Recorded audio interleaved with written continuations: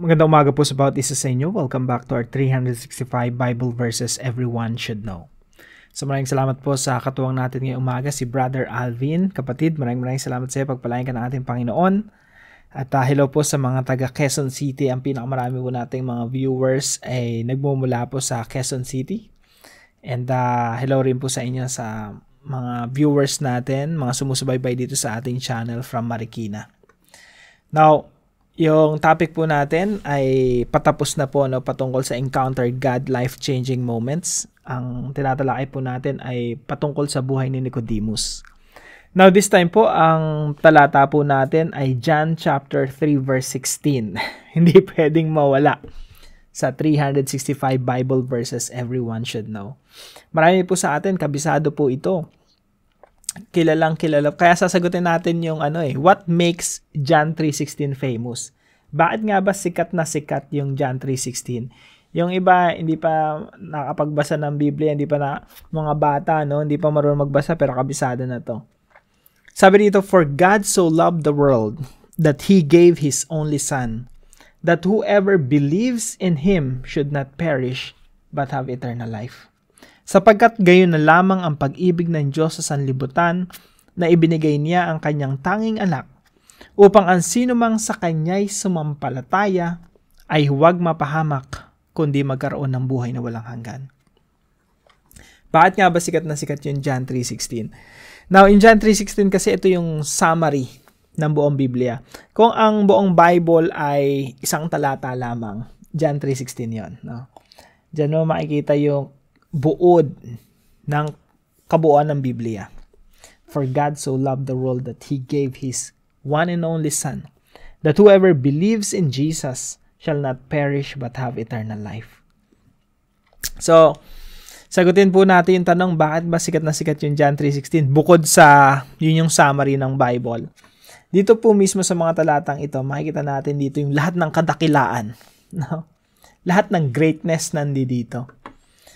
So, by the way, maraming mga tao, maraming mga Christians, alam na alam yung John 3:16, pero kakaunti lang yung nakakaalam na yung John 3:16 pala ay sinabi ng Panginoong Jesucristo kay Nicodemus. Kaya ito yung one of the most important encounters in the Bible, yung encounter with God, with Jesus Christ, yung enkwentro ni Nicodemus sa Panginoong Jesucristo. Sa kanya sinabi itong John 3:16. Sapagkat gayon na lamang ang pag-ibig ng Diyos sa sanlibutan. No? Now, ano ba yung mga kadakilaan na makikita natin sa John chapter 3 verse 16? Unahin po natin yung unang linya. Sabi po rito, "For God so loved the world." So, diyan po natin makikita yung God's love. The greatest love. The greatest of all expressions of love. Wala nang masihigit pa sa pag-ibig ng Diyos. No? Tayo po minahal ng Diyos. Hindi po tayo kamahal-mahal. I'm sure, pag tinignan niyo yung mga buhay ninyo, hindi kayo kamahal-mahal. At ako rin, lahat tayo, hindi ka mahal-mahal.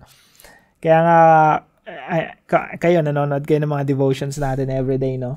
Kung ipapanood ko sa inyo yung buhay ko, makikita niyo yung kapangitan, mga kasalanan, mga nakakahiyang pinagagawa ko sa buhay ko na hindi ko kaya ipakita sa screen, no? Para panoorin ng mga tao. Pero yung Diyos, alam niya yun eh. Alam niya yung buhay mo, alam niya yung buhay ko, alam niya yung buhay nating lahat. Kitang-kita ng Diyos yung kapangitan sa atin. Pero bagamat tayo ay makasalanan, tayo iniibig ng Diyos. Minahal ng Diyos. Kaya yung God's love dito, "For God so loved the world," that's the greatest love. Nakalagay pa nga rito so loved. So loved. Okay na sana yung kontento na ako na "For God loved the world." Pero merong so loved. May so Alam mo yung so much? God loves you so much. So loved the world. Anong ginawa ng Diyos dahil sa pag-ibig niya na yon? Yung pangalawa po nating katuruan, God gave Jesus. "For God so loved you and me that He gave Jesus Christ." Yung act of giving, That is the greatest act. Isip kayo ng isang bagay na mas hihigit pa sa Diyos na nagbigay ng sarili niyang anak. Ako, kahit pa na makita ko na mapapahama ka, never kong ibibigay yung anak ko para sa'yo. Kahit masagasaan ka dyan, kahit ano pa mangyari sa'yo, bibigay ko yung anak ko para yung anak ko yung masagasaan or anak ko magkasakit on your behalf. Never kong gagawin yon. Pero yung Diyos, ginawa yon.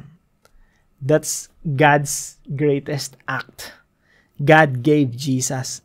Ang matindi pa nun, si Jesus nag-volunteer. Sabi niya, Father, send me. Ako na isugo mo. Aakuin ko yung kasalanan ni Russell. Aakuin ko yung kasalanan mo. Para siya yung maparusahan, hindi tayo. God gave Jesus. That is the greatest act. And pangatlo po, so that whoever believes in Him, yung pananampalataya sa Panginoong Jesucristo, that's the greatest opportunity. Greatest opportunity. Now, isip kayo ng mas hihigit pa sa oportunidad na makakilala ka sa Diyos, makakilala ka sa Panginoong Jesucristo. Para sa iba, okay, ma-promote sa trabaho, magka-business, tumama sa loto. Maraming mga ganong mga masasabi natin, napakaganda naman ang nangyari sa buhay mo. No? Pero isip ka ng hihigit pa na pangyayari sa buhay mo na mas hihigit pa sa oportunidad na makakilala ka sa Panginoong Jesucristo. That whoever believes in Him, that is our greatest opportunity. Yung manampalataya ka. And by the way, pag sinabing believe sa Bible, pag sinabing believe in God, believe in Jesus, yung buong pagkatao mo yun ibinibigay mo sa Diyos. No? Because you really believe in Him. So that's our greatest opportunity. Pang-apat po, shall not perish. Kung sino mang mananampalataya sa Panginoong Jesucristo ay hindi mapapahamak, shall not perish. That is our greatest deliverance. Yung pinakadakilang pagliligtas. Now, marami po sa atin, hindi masyadong inuunawa Kasi marami sa atin, hindi tayo ganun ka-aware kung saan tayo niligtas ng Diyos. Kung ikaw niligtas ng Diyos sa 20 pesos mong utang, yung pasasalamat mo sa Diyos pang 20 pesos din Kung yung anak mo masasagasaan, niligtas ng strangherong naglalakad lang. 'Di ba?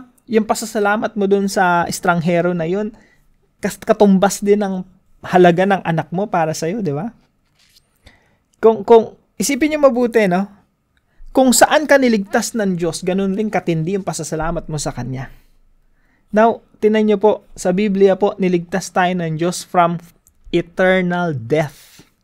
Walang hanggang separation, pagkakahiwalay sa Diyos. Hindi ko alam exactly kung anong nature ng impyerno, anong nature ng hell, anong Gehenna, Tartarus, yung pagdurusa ng I'm not sure, hindi ko alam kung ano yung exactly yung mangyayari sa atin, but I know for sure that's gonna be painful. Yung pagkakahiwalay mo pa lang sa Diyos nang walang hanggan, that's painful. Mula doon, niligtas tayo ng Diyos. That is our greatest deliverance. So that whoever believes in Him shall not perish. Hindi tayo mapapahamak. Yan yung pinakadakilang pagliligtas na nangyari sa buhay natin.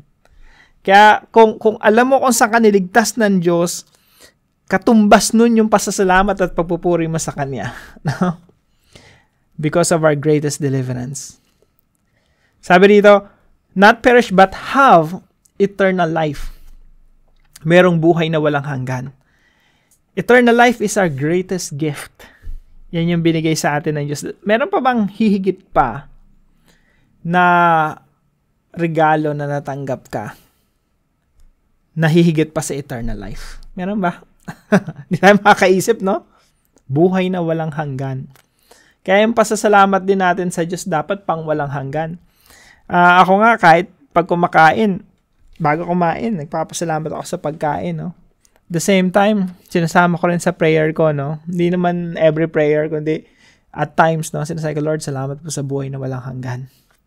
Alam mo yung mapayapa ka, meron kang buhay na walang hanggan. Mamatay ka man sa oras na yon, makakapili mo ng Diyos ng pang walang hanggan. That's the greatest gift. Yung buhay na walang hanggan, tinatawag po yung gift. Sabi po rito sa Ephesians, for it is by grace you have been saved. Yung salvation na yan, sabi rito, it is the gift of God, not by works. Hindi reward, hindi pinagpapaguran, hindi pinaghihirapan, niregalo ng Diyos, binibigay sa atin yung salvation. Sa Romans chapter 6 verse 23, it's very clear. For the wages of sin is death, but the gift of God, ano daw yung gift of God? Is eternal life. Yung eternal life, gift of God. Saan matatagpuan yan? In Christ Jesus our Lord. May higit pa ba na regalo ka natanggap na masigit pa sa eternal life? That's our greatest gift. Kaya itong John 3:16, famous talaga to kasi lahat ng greatness naririto. Kaya dapat may application din tayo, no? Number 1, let's love God with our entirety. Ibigyan natin ng Diyos ng yung buong buo talaga, buong buo nating pagkatao. Treasure Jesus above all things. Tratuhin natin ang Panginoon. Isipin nyo, si Jesus binigay ng Diyos para sa atin. Tapos, hindi natin pagpapahalagan, hindi natin ipaprioritize, itsaparehan, hindi natin papansinin. Let's treasure Jesus above all things. Sabi natin sa Panginoon, Lord, ikaw yung pinaka-treasure ko. Wala nang higit pa sa'yo. Walang mas higit pa sa iyong tao o kahit anong bagay. You are my greatest treasure. Number 3 po, believe in Jesus as our Savior. Si Jesus Christ po, wala nang ibang kaparaanan para maligtas kundi sa pamamagitan niya. Yun na yung last solution to our problems. Yung problem of sin, death, chaos, Satan. Si Jesus lang talaga makakasolve nun. Kaya si Jesus yung sinugo ng Diyos Ama. If there's any other way to be saved, hindi na sana si Jesus Christ napako sa krus. So let's believe in Jesus as our Savior. Pang-apat po, let's remember our deliverance. Alalahanin po natin kung saan tayo niligtas ng Diyos. Hindi tayo niligtas ng Diyos sa utang para magpasalamat lang ng katumba sa utang natin. Niligtas tayo ng Diyos mula sa walang hanggang kapahamakan. Kaya yung pasasalamat natin sa Diyos, pang walang hanggan din eh. And number 5 po, let's thank God for our eternal life. Kahit sa pagkain natin, bago tayo kumain, Lord, thank you sa buhay na walang hanggan. Pagkagising natin, Lord, thank you sa buhay na walang hanggan na binigay niyo sa akin as a gift. Meron na ako nito pala, ngayon pa lang, nung nampalataya sa Panginoong Jesucristo. Hindi pala siya reward na makakamtan ko at the end of my life kapag nagpakabuti ako. Definitely, hindi ko rin matatanggap yun kung nakadepende sa akin yun. Kaya nga sabi sa Bible, Ephesians, it's not by works. This is not from yourself. It is a gift of God, not by works, so that no one can boast. Kaya let's thank God for our eternal life every day. Kahit sa bago pagtulog, Lord, thank you sa buhay na walang hanggan. Thank you, niligtas niyo ako. Salamat sa kapayapaan na meron ako. Sa security na meron akong buhay na walang hanggan. So, ilan lang po ito sa mga applications natin mula dito sa John 3:16. Ang dami ko pong mga post patungkol po rito in the past. Dito sa 365 Bible verses, ito pa lang yung tinalakay natin dito, no? But we will spend more time dito kay Nicodemus kasi napakaganda ng enkwentro ni Nicodemus kay Jesus Christ. So, ilan lang po ito sa mga applications na i-apply po natin sa ating mga buhay, no? Mula sa mga talatang ito. Para po sa ating discussion, why should we always thank God for His gift of eternal life? Bakit nga ba dapat nabubuhay tayo ng may pasasalamat at pagpupuri sa Diyos? Minsan nagugutom tayo, nagkakasakit tayo, minsan may mga problema tayo, pero bakit hindi natin dapat baliwalain or itsipurahin o kalimutan na teka, meron pala akong buhay na walang hanggan na regalo ng Diyos sa akin ha. Dapat mabubuhay ako ng may pagpapasalamat, a life of celebration and thanksgiving because I have eternal life in Christ Jesus. No? Bakit dapat tayo laging magpasalamat, magpuri sa Diyos? because of our eternal life. Sagutin po natin yan sa ating mga discussion group at para po sa ating panalangin. Lord, I'm sorry because I'm not giving my best to love you. Thank you because you never get tired of me. You are gracious, patient, slow to anger, and full of love. You have never abandoned me despite my sins. Lord, napakamakasalanan ko. Pero salamat, di mo ko iniwan. Right now, I just want to thank you for my salvation. Please continue to change me for your glory. In Jesus' name. Kung meron po kayo natutunan sa devotion po natin na to, let us know in the comment section below. And please share this devotion to your family and friends. God bless you po. See you po tomorrow.